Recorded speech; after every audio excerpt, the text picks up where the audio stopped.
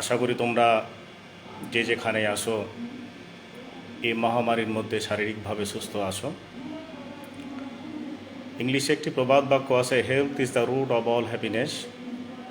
স্বাস্থ্যই সকল সুখের মূল। এই জন্য এই মহামারীর মধ্যে আমাদেরকে স্বাস্থ্য সম্পর্কে সচেতন হতে হবে।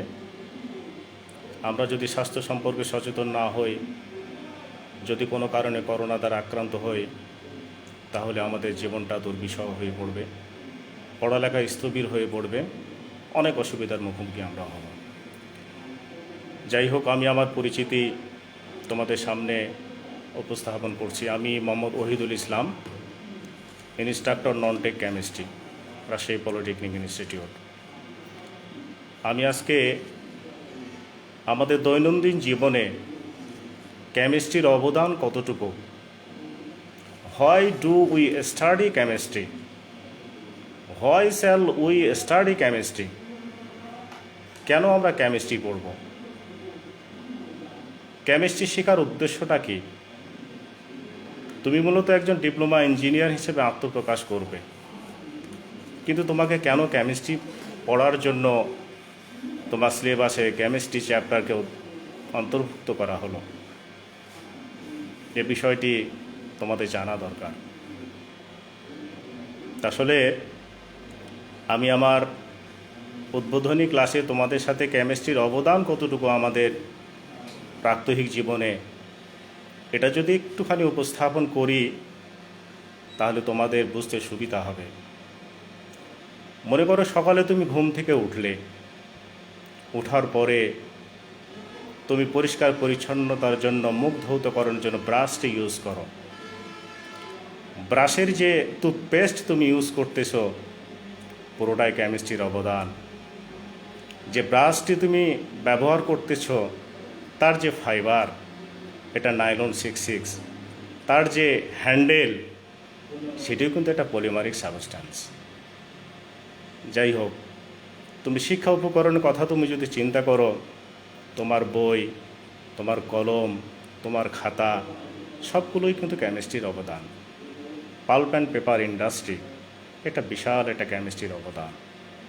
এখান থেকে তোমরা তোমাদের প্রয়োজনীয় কাগজ, কলম, খাতা, সব কিছু উপকরণ, কেমিস্ট্রি একটা গুরুত্বপূর্ণ ভূমিকা রয়েছে।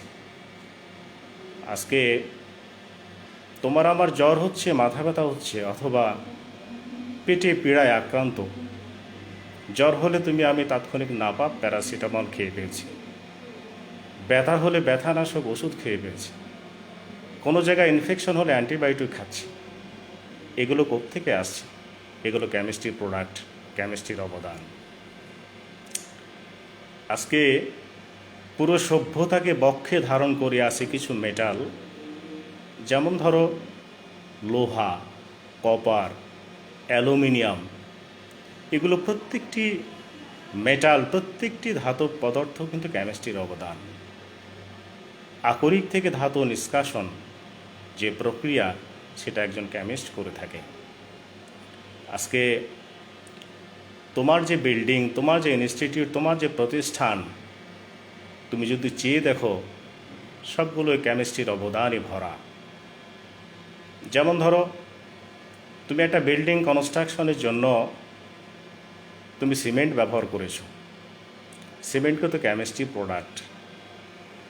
তুমি বিল্ডিংটাকে চুইংগাম করেছো, ক্যালসিয়াম কার্বনেট বা ক্যালসিয়াম অক্সাইড দিয়েছো, কেমিস্ট্রি প্রোডাক্ট।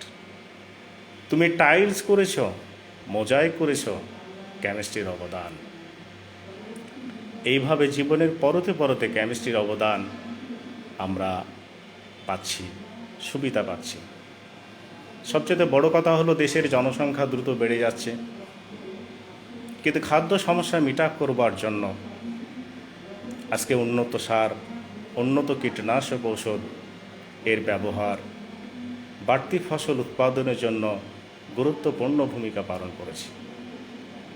আজকে যদি আমি বলি, ইউরিয়া, ট্রিপল সুপার ফসফেট, সবগুলোই কিন্তু কেমিস্ট্রির প্রোডাক্ট। এবং এ সকল সারগুলো কৃষকরা জমিতে প্রয়োগের মাধ্যমে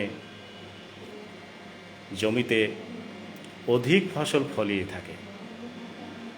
জমির ফসলে কোনো কীটনাশক যখন আমরা প্রয়োগ করি, কেন প্রয়োগ করি?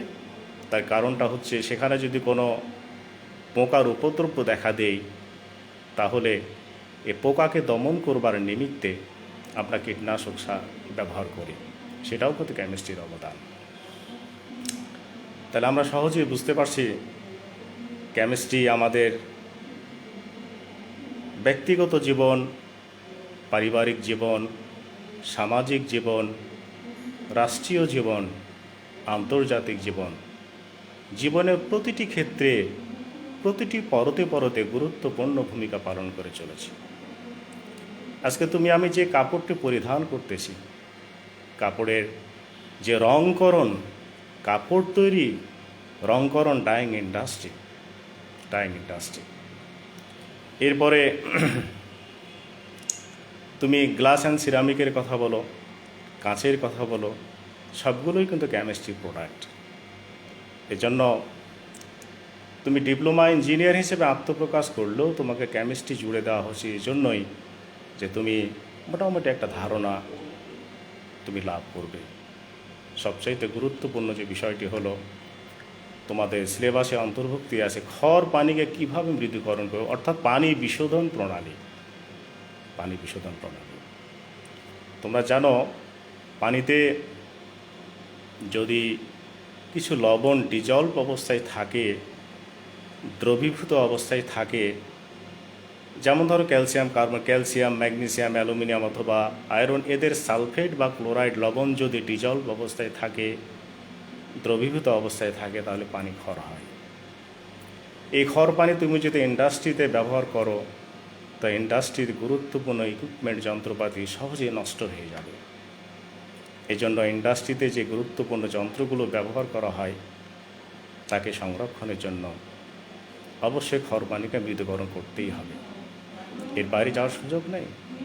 তোমার আমার প্রাত্যহিক জীবনে ক্ষর পানিকে মৃদুকরণ করে আমরা সেই পানিকে পান করে থাকি। তাহলে পানি বিশোধনের ক্ষেত্রে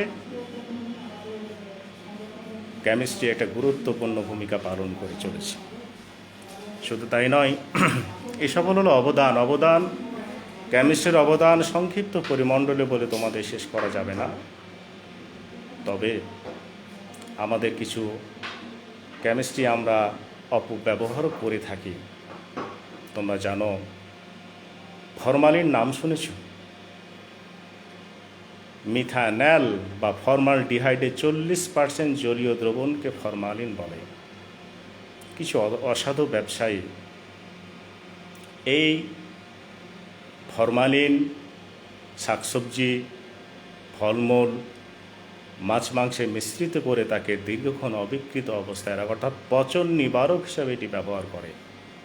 কিন্তু ফরমালিন তোমার আমার স্বাস্থ্যের জন্য মারাত্মক ক্ষতিকর। তোমরা জানো কার্বাইড মিশানো হয় ফলকে পাকানোর জন্য। কার্বাইড মানে হচ্ছে অ্যাসিটিলিন। ইথিলিন মিশানো হয় ফল পাকানোর জন্য। এগুলো স্বাস্থ্যের জন্য চরম ক্ষতিকর। এগুলো অনুমোদনহীন, এগুলো প্রিজারভেটিভ, এগুলো বিশ্ব স্বাস্থ্য সংস্থা অনুমোদন দেয় নাই।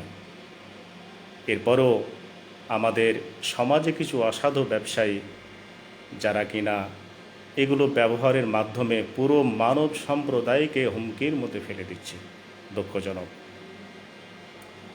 আবার কিছু গুরুত্বপূর্ণ প্রিজারভেটিভ রয়েছে যেগুলোর মাধ্যমে আমরা খাদ্যদ্রব্যকে সহজে সংরক্ষণ করতে পারি। তোমরা জানো ভিনেগার বা সিরকা নাম শুনেছ নিশ্চয়।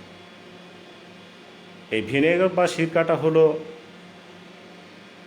ইথানয়িক অ্যাসিড বা অ্যাসিটিক অ্যাসিডের 6 থেকে 10% জলীয় দ্রবণ। এটি আচার অথবা অন্য কোনো উপকরণকে পচনের হাত থেকে রক্ষা করে, ব্যাকটেরিয়ার হাত থেকে রক্ষা করে। কিভাবে রক্ষা করে? ইথানয়িক অ্যাসিড ভেঙে বিয়োজিত হয়ে হাইড্রোজেন আয়ন বা প্রোটন দান করে।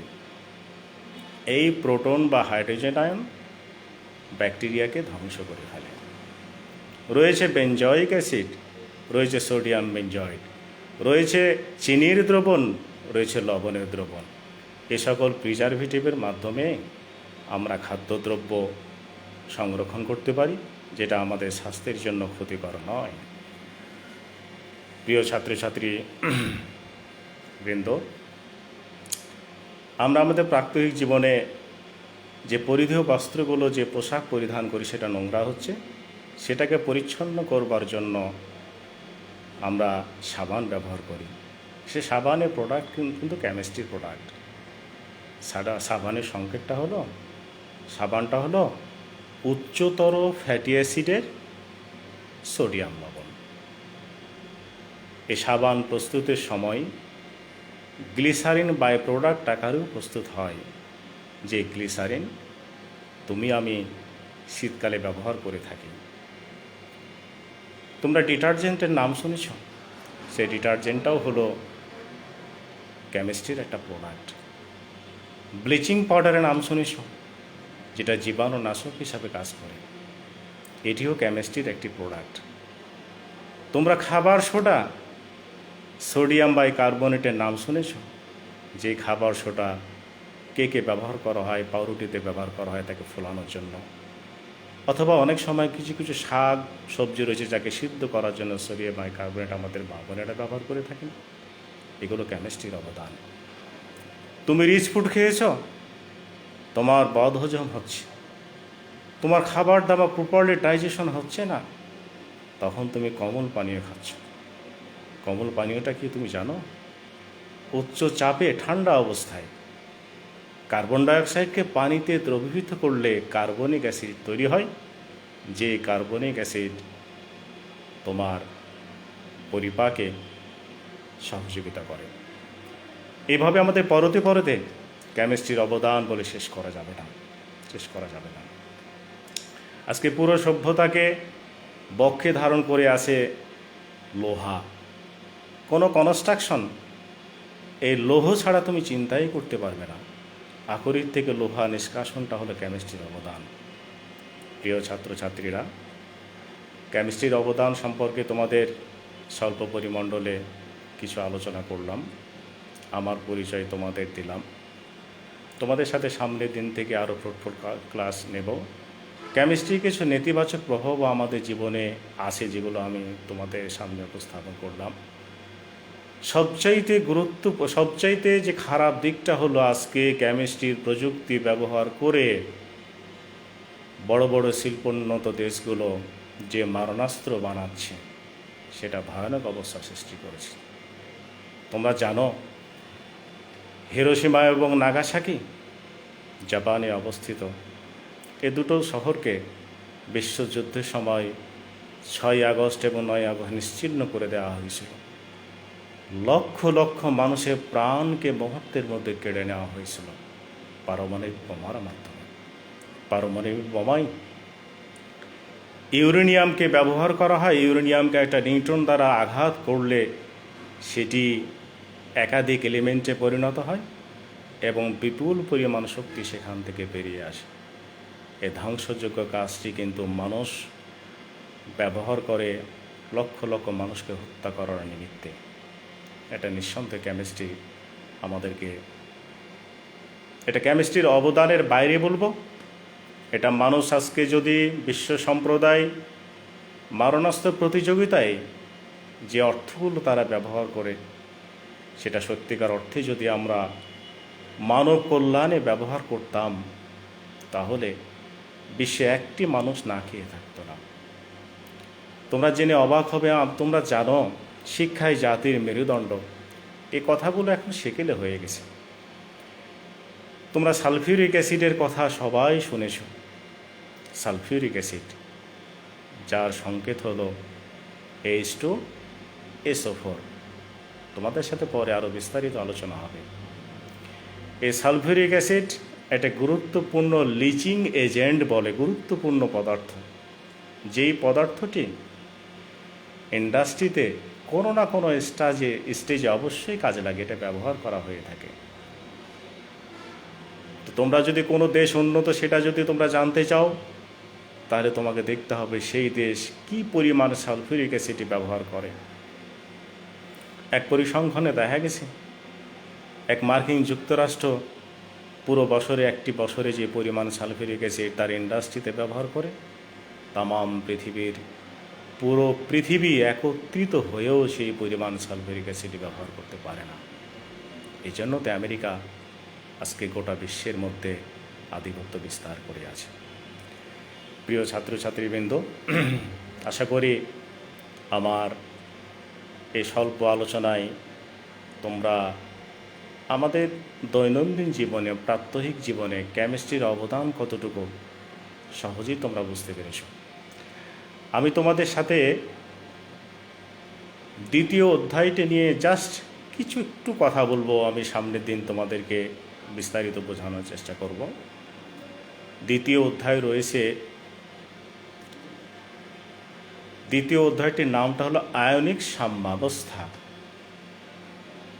আয়নিক সাম্যাবস্থা, আমি শব্দটি আবারও বলছি তোমাদের জ্ঞাতার্থে, আয়নিক সাম্যাবস্থা। তাহলে এই শব্দটিকে আমরা একটু বিশ্লেষণ করি। What is ion? আয়নটা কি? What is equilibrium? সাম্যাবস্থাটা কি? It's our important duty to know the definition of ion and equilibrium. আমি মাঝে মধ্যে তোমাদের একটু টেকনিক্যাল টার্মগুলো ইংলিশে বলবো। তোমরা সবাই জানো English is an international language. ইংলিশটা আন্তর্জাতিক ভাষা। এই ভাষা তুমি যদি পারদর্শী না হও তাহলে তোমার ভোগান্তির শেষ থাকবে না, তুমি কোথাও চাকরি ম্যানেজ করতে পারবে না। Without learning English you can't hope a best job. এক কথায় শেষ। এই জন্য তোমরা ইংলিশ টার্মগুলো পড়ার পাশাপাশি তোমাদের বইয়ে যে টার্মগুলো রয়েছে, যেমন আমরা বাংলায় বলি অম্ল, কিন্তু ইংলিশে বলে থাকে অ্যাসিড। বাংলায় বলি ক্ষার, কিন্তু ইংলিশে বলে থাকে বেজ। এই টেকনিক্যাল টার্মগুলো তোমাদেরকে অবশ্যই ইংলিশে শিখতে হবে। তাহলে আমরা we want to explain the term of ionic equilibrium. আমরা এক্সপ্লেন করতে চাই, ব্যাখ্যা করতে চাই আয়নিক সাম্যাবস্থাটা কি।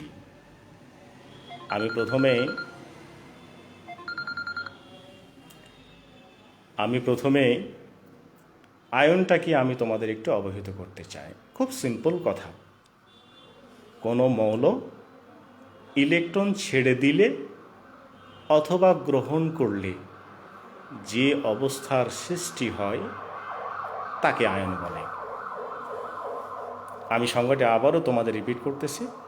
সিম্পল কথা, কোনো পরমাণু যদি ইলেকট্রন দান করে অথবা গ্রহণ করে, এর পরের যে অবস্থা তাকে বলি আমরা আয়ন। আশা করি বুঝতে পেরেছ। এবারে আয়নের দুটো ভাগ রয়েছে, একটা ধনাত্মক আয়ন, একটি ঋণাত্মক আয়ন। ধনাত্মক আয়নটা কি মনে রাখবা? যখন কোনো পরমাণু ইলেকট্রন ছেড়ে দেয় তখন তাকে ধনাত্মক আয়ন বলে। মনে রাখবা, যারা দান করে তারা ধনী। যে মৌল, যে পরমাণু ইলেকট্রন দান করবে তাকে আমরা ধনাত্মক আয়ন বলবো।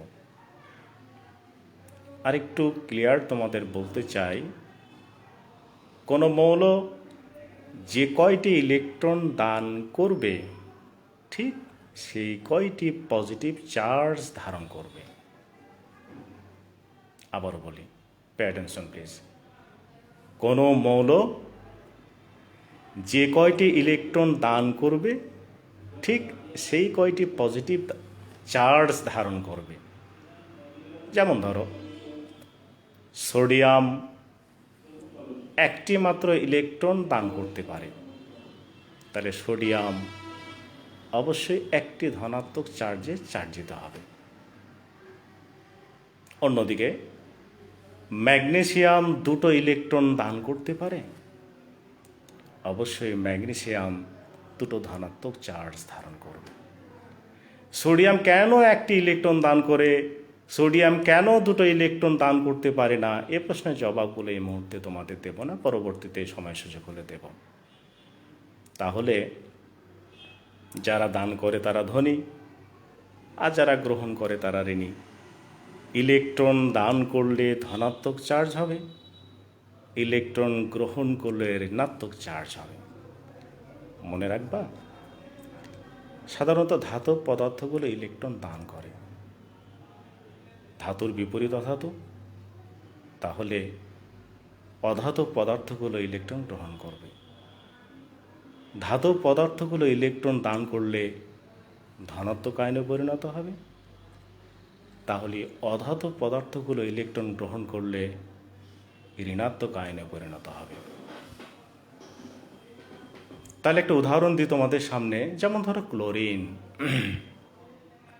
একটা মৌল, এটি একটি মাত্র ইলেকট্রন গ্রহণ করতে পারে এবং ক্লোরাইড আয়ন উৎপন্ন করে। তাহলে ক্লোরিন কয়টা ইলেকট্রন গ্রহণ করেছে? একটি, এবং একটি মাত্র ঋণাত্মক চার্জ সে ধারণ করবে। অন্যদিকে অক্সিজেন দুটো ইলেকট্রন গ্রহণ করতে পারে, তাহলে অক্সিজেন দুইটা ঋণাত্মক চার্জ ধারণ করবে। আশা করি তোমরা সবাই বুঝেছ। এখান থেকে আরও কয়েকটি বিষয় আমি ক্লিয়ার করতে চাই। যেহেতু আমরা আয়নিক সাম্যাবস্থা পড়ব, এখানে অম্ল ক্ষার লবণ নিয়ে আলোচনা আছে, তাহলে এখানে একটি বিষয় বারবার আসবে, হাইড্রোজেন আয়নকে অনেক সময় প্রোটন বলতেছে। কেন প্রোটন বলতেছে? হাইড্রোজেন আয়ন মনে রাখবা, হাইড্রোজেন হলো সবচেয়ে হালকা প্রকৃতির মৌল এবং এর মধ্যে একটি মাত্র প্রোটন এবং একটি মাত্র ইলেকট্রন থাকে। এই হাইড্রোজেন পরমাণু যখন তার মধ্যে থাকা ইলেকট্রনটি দান করে দেয়, তখন কেবল প্রোটন থাকে এবং প্রোটনটা ধনাত্মক চার্জযুক্ত। এই জন্য H+ আয়ন বা হাইড্রোজেন আয়নকে প্রোটন বলা হয়, প্রোটন বলা হয়। আরেকটি মজার বিষয়, যে ধাতব পদার্থগুলো ইলেকট্রন ছাড়লে কেন ধনাত্মক চার্জ হয়, আর অধাতব পদার্থগুলো ইলেকট্রন গ্রহণ করলে কেন ঋণাত্মক চার্জ হয়, এ বিষয়টা আমি একটু খোলাসা করে তোমাদের বলি। পে অ্যাটেনশন প্লিজ, একটু মনোযোগ দিয়ে শোনো, আশা করে বুঝতে পারবে। মনে রাখবা, স্বাভাবিক অবস্থায় একটি পরমাণুতে যতটি প্রোটন থাকে ঠিক ততটি ইলেকট্রন থাকে। প্রোটন হলো ধনাত্মক চার্জযুক্ত, ইলেকট্রন হলো ঋণাত্মক চার্জযুক্ত। সুতরাং পজিটিভ এবং নেগেটিভ চার্জের সংখ্যা যদি সমান হয়, যোগফল অবশ্যই শূন্য হবে। এই জন্য স্বাভাবিক অবস্থায় কোনো পরমাণুতে চার্জ থাকে না। চার্জ কখন হবে? হয় ইলেকট্রন ছেড়ে দিলে অথবা ইলেকট্রন গ্রহণ করলে। যখন কোনো পরমাণু, যেমন ধরো সোডিয়ামের কথা বলি, সোডিয়াম পরমাণুতে 11টি প্রোটন রয়েছে 11টি ইলেকট্রন। তাহলে সোডিয়াম পরমাণুর ইলেকট্রন এবং প্রোটন সংখ্যা সমান, যোগফল চার্জের মান শূন্য হবে। এবারে একটি ইলেকট্রন যখন সোডিয়াম ছেড়ে দিল, প্রোটন কিন্তু ছাড়তেছে না, প্রোটন কিন্তু 11টাই রয়েছে। ইলেকট্রন একটা অন্য কোনো মৌলকে সে দান করলো, তাহলে ইলেকট্রন সংখ্যার মান হলো 10, ছিল 11। একটি ইলেকট্রন দান করার কারণে তার সংখ্যা হলো 10, কিন্তু প্রোটন সংখ্যার মান ছিল কত? 11। তাহলে 11টি প্রোটন প্লাস 10টি ইলেকট্রন মাইনাস, যোগ করলে যোগফলটা হবে +1। এই জন্য সোডিয়াম একটি ইলেকট্রন দান করলে একটি ধনাত্মক চার্জে চার্জিত হয়। একইভাবে ক্লোরিন, অক্সিজেন, নাইট্রোজেন এই সকল মৌলের জন্য একই বক্তব্য প্রযোজ্য। আমি আরেকটু বিষয় তোমাদের বলতে চাই। আমি আয়ন নিয়ে কথা বলছি, সাম্যাবস্থা নিয়ে একটু বলবো তোমাদের। তাহলে আমরা ইতিমধ্যে জানলাম হাইড্রোজেন আয়নকে কি বলা হয়? প্রোটন বলা হয়। It is clear before you, এটা তোমাদের কাছে পরিষ্কার। এবারে আমি আরেকটু বিষয় তোমাদের বলবো। নিশ্চয়ই তোমরা জারণ এবং বিজারণের নাম শুনেছ। জারণ, আমি সুপ্রিয় শিক্ষার্থীদের একটু উদ্দেশ্যে বলতে চাই, যারা এসএসসিতে যারা সায়েন্স পড়ে আসো নাই, তাদের জন্য কেমিস্ট্রিটা একটু কঠিন হবে। তবে try heart and soul to achieve, to build up a glorious future life. তুমি যদি সর্বাত্মক চেষ্টা করো, I am deeply hopeful you will success in life. You will achieve a glorious mark in exam.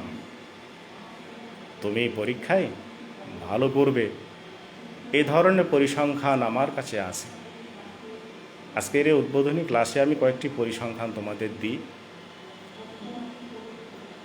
একজন কমার্সের ছাত্র, আমি ক্লাস কয়েকটি নেওয়ার পরে আমার কাছে এসে বলল, স্যার আপনি যা বলেন আমি কিছুই বুঝি না, আমি ফেল করব, আমার পক্ষে কেমিস্ট্রি এত কঠিন সাবজেক্ট পড়া সম্ভব নয়। আমি তাকে আশ্বস্ত করলাম, বললাম তুমি নিয়মিত ক্লাস করো, আমাদের সহযোগিতা নাও, আশা করি তুমি ভালো ফলাফল করবে। সত্যি সত্যি ছাত্র কঠোর পরিশ্রম করছে, আমাদের হেল্প নিয়েছে, পরামর্শ নিয়েছে, কেমিস্ট্রিতে প্লাস পাইছে। এই জন্য তোমাদের ফার্স্ট ইয়ার হলো 6 মাস, প্রত্যেকটা সেমিস্টার হলো 6 মাস, কিন্তু 6 মাস তুমি ক্লাস কখনো পাবে না। মাত্র 3 থেকে 3.5 মাস ক্লাস হবে। এই 6 মাসের মধ্যে মিড টার্ম পরীক্ষা রয়েছে, বিভিন্ন ছুটি রয়েছে, রয়েছে ফর্ম ফিল আপ, রয়েছে ফাইনাল পর্ব সমাপনীর পরীক্ষা। সব মিলে তুমি 3 মাসের বেশি ক্লাস পাবে না। এখন তোমার কাছে একটা অজানা সাবজেক্ট, 3 মাসের মধ্যে how is it possible for you to complete a huge course within short time? কীভাবে একটা বড় কোর্সকে তুমি 3 মাসের মধ্যে কাভার করবে? It's a very hard term for you, খুব শক্ত একটা বিষয়। তবে আমি তোমাদের নিরাশ করব না, তোমরা চেষ্টা করো, ক্লাস নিয়মিত করো, আমাদের পরামর্শ নাও, সাজেশন মোতাবেক চলো, আশা করা যায় তোমরা ভালো করবে। তো যাই হোক, আমি যে কথা তোমাদের বলতে চাচ্ছিলাম সেটি হলো জারণ এবং বিজারণ। তোমাকে যদি আমি বলি শুদ্ধ এর বিপরীত শব্দ কি, তুমি বলবে অশুদ্ধ। তাহলে জারণের বিপরীত শব্দ কি? বিজারণ। জারণকে ইংলিশে কি বলে? অক্সিডেশন। বিজারণকে ইংলিশে কি বলে? রিডাকশান।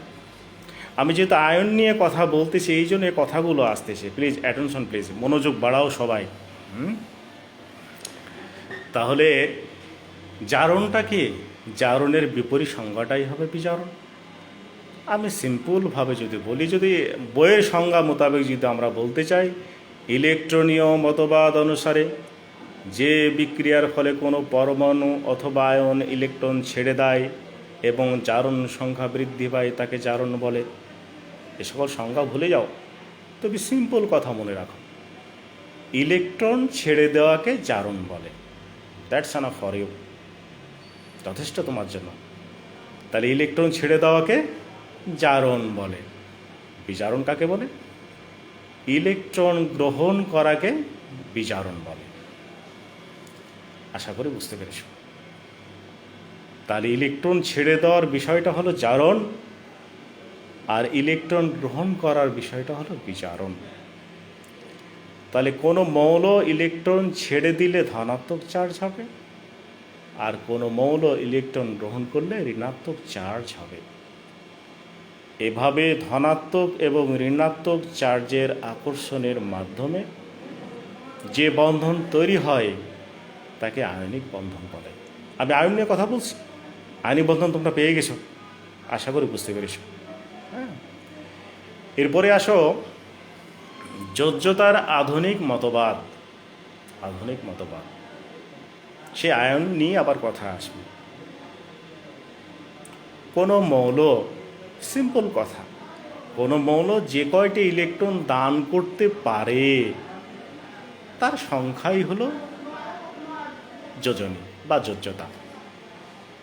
যেমন ধরো, আমি তোমাদের আগে জানিয়ে দিয়েছি সোডিয়াম একটি ইলেকট্রন দান করতে পারে, তাহলে অবশ্যই সোডিয়ামের যোজনী 1।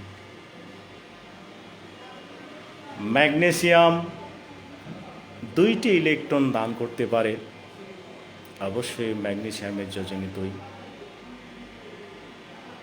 আবার ক্লোরিন একটি ইলেকট্রন গ্রহণ করতে পারে, সুতরাং ক্লোরিনের যোজনী 1। আবার অক্সিজেন 2টো ইলেকট্রন গ্রহণ করতে পারে, তাহলে অক্সিজেনের যোজনী হবে 2। আশা করি যোজ্যতার বা যোজনীর ইলেকট্রনীয় মতবাদ বা ইলেকট্রনের যেটা আধুনিক মতবাদ সেটা তোমরা ফিল করছো। এর পাশাপাশি আয়নিক বন্ধনটা কি সেটাও তোমরা ফিল করেছো। এর পাশাপাশি জারণ বিজারণ কি সেটাও তোমরা বুঝতে পেরেছো। এর সাথে হাইড্রোজেন আয়নকে কেন প্রোটন বলা হয় সেটাও বুঝতে পেরেছো।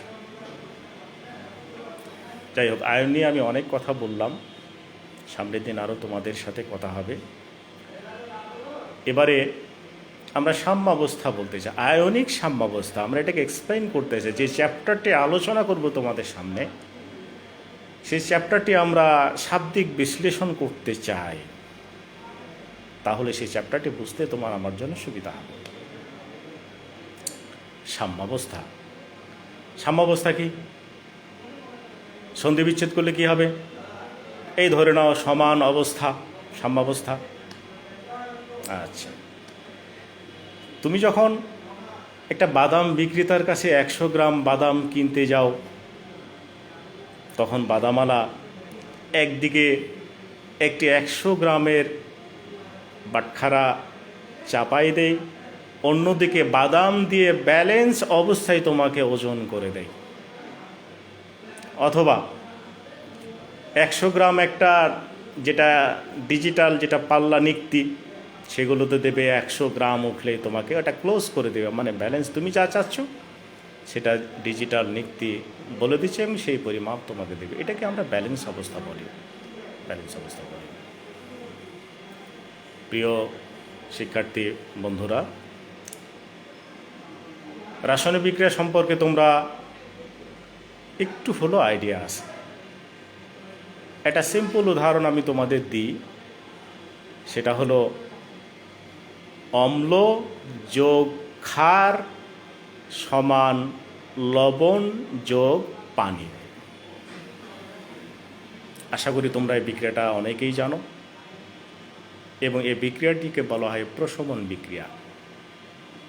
আমি আবারও বলছি, অম্ল যোগ ক্ষার সমান লবণ যোগ পানি। এই বিক্রিয়াটি কী বললাম? প্রশমন বিক্রিয়া বললাম। অ্যাট দ্য ইনিশিয়াল স্টেট, যখন টাইমের মানটা যখন শূন্য, অর্থাৎ বিক্রিয়ক পদার্থগুলো যখন বিক্রিয়া করা স্টার্ট করে নাই,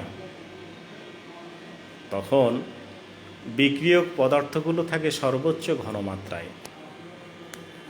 প্রসঙ্গত উল্লেখ্য একটি কথা তোমাদের বলে নিই, এটা রাসায়নিক বিক্রিয়া বা একটা রাসায়নিক সমীকরণের যে বাম দিকে থাকে তাকে বলে বামপক্ষ, এবং একে আমরা বাংলায় বলি বিক্রিয়ক, ইংলিশে বলে রিঅ্যাক্ট্যান্ট। তাহলে বিক্রিয়কটা কি? যারা বিক্রিয়ায় অংশগ্রহণ করে তাদেরকে বলে বিক্রিয়ক। আর ডান পাশে থাকে সমীকরণ সমান চিহ্ন বা অ্যারো চিহ্নের ডান পাশে যেটা থাকে তাকে আমরা বলি প্রোডাক্ট, উৎপাদ। অর্থাৎ বিক্রিয়কগুলো বিক্রিয়া করে যে পদার্থগুলো তৈরি করে তাকে উৎপাদ বলে।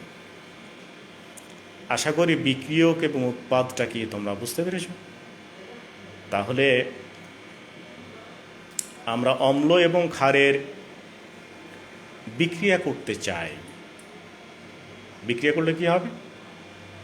লবণ এবং পানি তৈরি হবে। লবণ এবং পানি তৈরি হবে। তাহলে বিক্রিয়ক পদার্থ কোনগুলো? অবশ্যই অম্ল এবং ক্ষার। উৎপাদ পদার্থ কোনগুলো? অবশ্যই লবণ এবং পানি। একটি উদাহরণ আমি তোমাদের বলার চেষ্টা করি। হাইড্রোক্লোরিক অ্যাসিড যোগ সোডিয়াম হাইড্রক্সাইড সমান সোডিয়াম ক্লোরাইড যোগ পানি। এখন মনে রাখবা, বিক্রিয়া যখন আমরা স্টার্টের মুহূর্তে বিক্রিয়কের কনসেন্ট্রেশন ঘনমাত্রা থাকে সর্বোচ্চ, সময় যত যাবে বিক্রিয়কের ঘনমাত্রা কমবে, উৎপাদের ঘনমাত্রা বাড়বে। ভালো করে বোঝো, সিম্পল কথা। সময় যত যাবে বিক্রিয়কের ঘনমাত্রা কমবে, উৎপাদের ঘনমাত্রা বাড়বে। এভাবে একটা সময় বিক্রিয়ক এবং উৎপাদের ঘনমাত্রা সমান হয়ে যাবে। তখন সম্মুখমুখী বিক্রিয়ার গতিবেগ এবং পশ্চাৎমুখী বিক্রিয়ার গতিবেগ সমান হয়ে যাবে। আমি আরেকটু সহজ করে তোমাদের বলি যে সম্মুখমুখী বিক্রিয়ার গতিবেগ একে যদি আমরা বলি ইংলিশে rate of forward reaction. Rate of forward reaction. তাহলে যদি আমি একটু বলি, সাজাই বলি, if the rate of forward reaction is equal to the rate of backward reaction, the reaction is called equilibrium state. অর্থাৎ সম্মুখমুখী বিক্রিয়ার গতিবেগ এবং পশ্চাৎমুখী বিক্রিয়ার গতিবেগ যখন সমান হবে তখন তাকে আমরা বলবো রাসায়নিক সাম্যাবস্থা অথবা আয়নিক সাম্যাবস্থা। আশা করি তোমরা বিষয়টা উপলব্ধি করতে পেরেছ। প্রিয় ছাত্রছাত্রীবৃন্দ, আমি আবারও তোমাদের বলতেছি জ্ঞাতার্থে, আমি মেজর কথাগুলো একাধিকবার বলার উদ্দেশ্যই হলো যাতে করে তোমরা ক্যাপচার করতে পারো, বুঝতে পারো। মূল মূল কথাগুলো তুমি যদি অনুধাবন করতে পারো, বুঝতে পারো, that's enough for you to build up your base.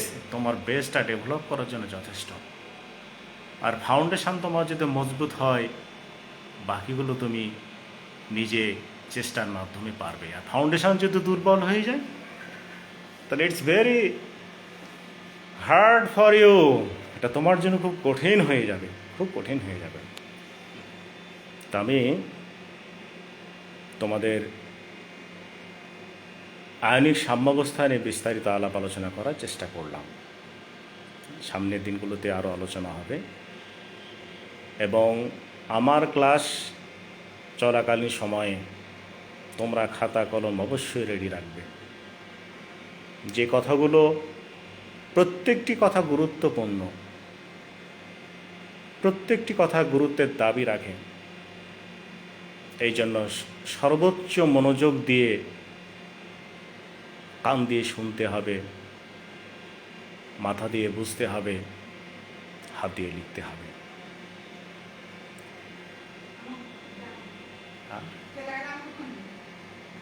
এই কটাতে ক্লাসে দেখো, সময় কত দেখো তুমি, কি কটা বাজে দেখো তুমি?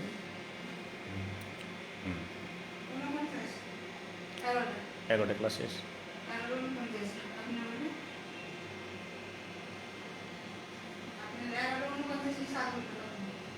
আমার শেষ কয়টাতে পড়তেছিল? এখন বাজে কয়টা? এখন বাজে, আচ্ছা আচ্ছা। তো প্রিয় ছাত্রছাত্রী বন্ধুরা, আমি সময় প্রায় শেষের দিকে। তো আমি যেভাবে তোমাদের দিক নির্দেশনা দিলাম সেভাবে তোমরা একটু স্টাডি করবে। আশা করি তোমরা কেমিস্ট্রিতে A+ পাওয়ার উপযোগী হয়ে উঠবে।